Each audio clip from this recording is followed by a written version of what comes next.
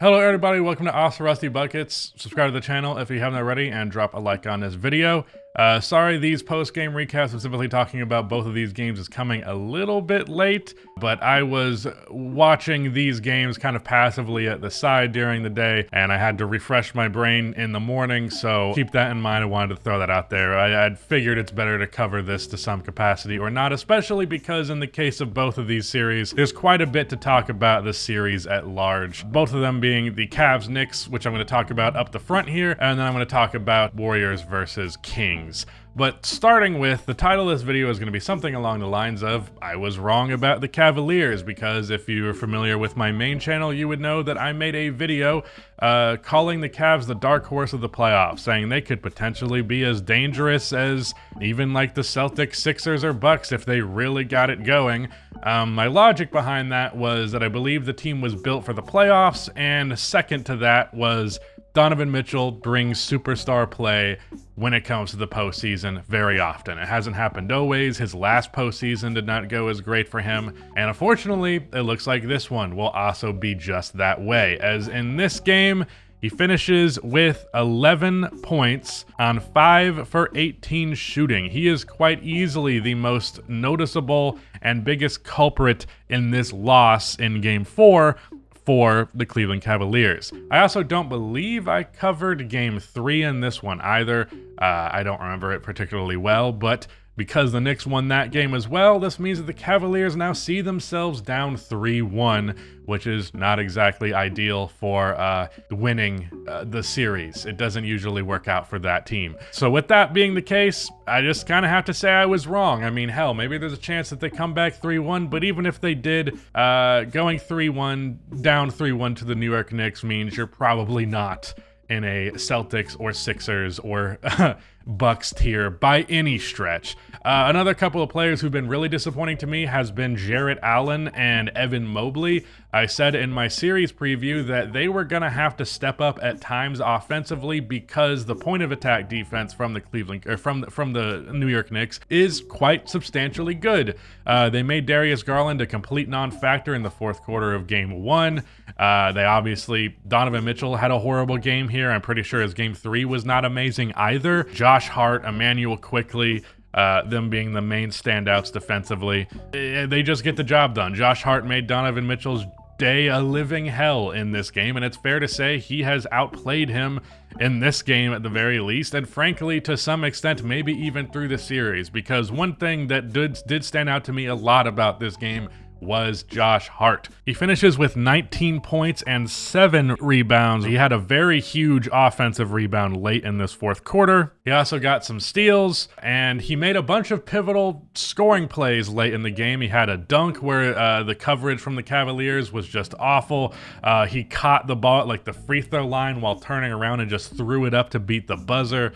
Absolutely amazing game from Josh Hart, and frankly, I'm starting to think that I'm going to change my perspective on players like him. I feel like sometimes whenever we're discussing talent versus impact, I'm like, okay, but we value impact the most because, you know, it means the game was impacted, which ultimately is what you need to do to win it.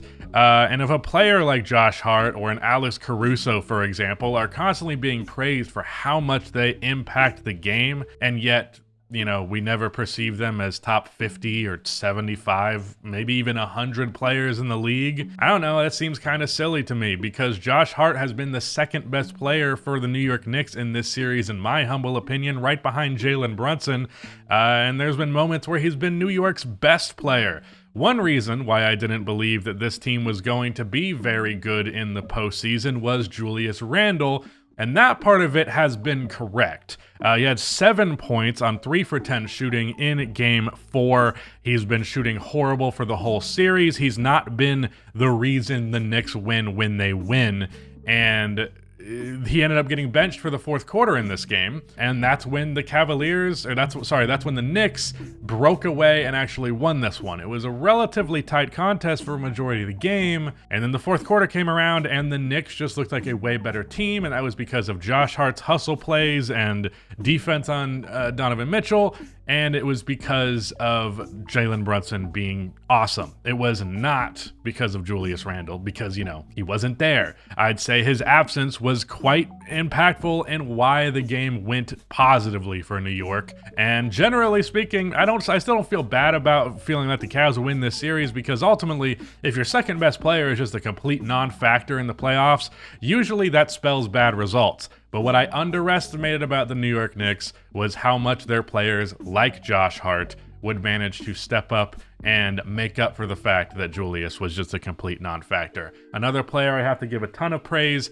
is RJ Barrett. He had 26 points in this one. I know he had a really good game in Game 3. I can't recall what his specific point totals was, but a complete zero, a complete non-factor in the first 2 games of this series. A lot of discussions about them trading him. I talked about why I think they should trade him. I still believe that, but he did clearly come to play for his last 2 games and shown like that star potential that I believed in. I know I got a comment when I talked about him in that video where I said that I believed he still had star potential. Like, are you crazy? Where do you see star potential in this player? Well, look at his last 2 games if you want an example of why I think he still has that in him. And ironically, I do think the absence of Julius Randle enabled RJ Barrett to perform better. I've said quite often that Julius is not a player that really fits to what RJ's strengths are. I understand why New York has gone with the player who's led to the most winning for a very long time and gave Julius that money and all that. But I do think it's very well plausible that you remove Julius Randle from this team and RJ Barrett becomes infinitely better. Jalen Brunson is still there and awesome. Josh Hart is still making the impact that he's making. You have Obi Toppin, who has a lot of potential, I think. You have Immanuel Quickley, who has been a little disappointing in the playoffs. He's only played like 20 minutes and not been crazy impactful, at least offensively speaking. Definitely made some defensive impact, especially on Darius Garland in Game 1.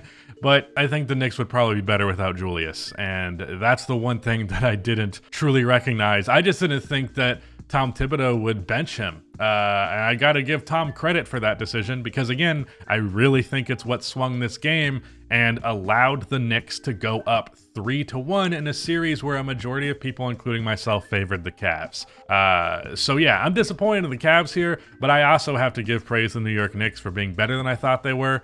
I was at least right about Julius Randle, though. That's the one thing that I can take solace in, at least. But let's move on to Warriors versus Kings. So to continue to reference my main channel videos and predictions, another video that I made was about how I thought the Warriors were screwed after they went down 2-0 to the Sacramento Kings, but they've obviously come back to tie this series. Now, that does not necessarily mean that I'm not feeling Sacramento to the extent that I did, because ultimately, I feel good about how they played in these games, even though they did, of course, lose them. Only lost this game by 1 point, so you can't be too mad at that. Just one more shot goes in and the result is different.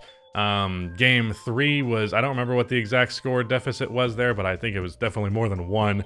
But it was a relatively competitive game from Sacramento as well for a large chunk of it at the very least.